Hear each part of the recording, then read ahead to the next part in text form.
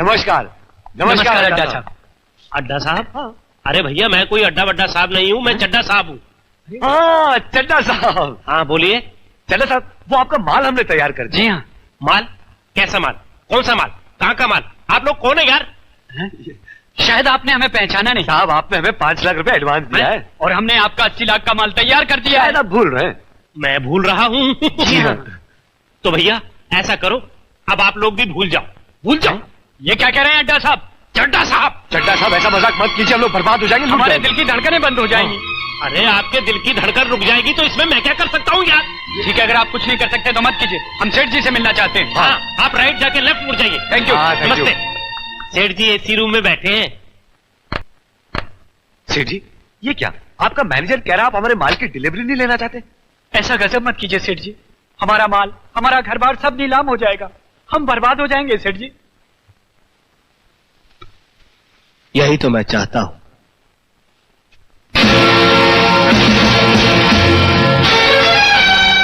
कृष्णा?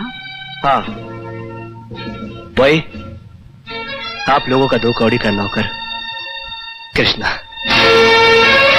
वही कृष्णा जिसे कुत्ता कहकर उसके मुंह पर चाटा मारा गया था। वही कृष्णा जिस पर चोरी का झूठा इल्जाम लगाकर उसे घर से बाहर निकाल दिया गया था। ओह, तो इस बात का बदला ले रहे हो तुम? मेरे साथ किए गए सुलूक को तो कब का भूल चुका हूं मैं, मगर अपनी बड़ी मालकिन की आंखों से बहे हुए आंसुओं को कैसे भूलूं? मेरे साहब जी के सीने पर तुम लोगों ने जो जख्म दिए उन्हें कैसे भूलूं मैं? याद है पूरे वक्त में तुम लोगों का गिरगिट की तरह रंग बदलना? याद है गारंटी पेपर पर दस्तखत करने से इनकार करना? याद है कर्जदारों को दरवाजे पे से कार को ले जाना? याद है साहब जी को जबरदस्ती सिगार छोड़ने पर मजबूर करना? अरे विक्की बाबू, आप लोगों को कुछ याद नहीं, मगर कृष्णा को सब याद है। जाओ, नहीं उठा था मैं तुम लोगों के माल की डिलीवरी। जाओ जाकर किसी पुलिस स्टेशन में रिपोर्ट लिखाओ, जाओ खटखटाओ किसी अदालत का दरवाजा, जाओ। अब पता चलेगा जब कर्जदार तुम लोगों के दरवाजे पर आकर तकाजा करेंगे।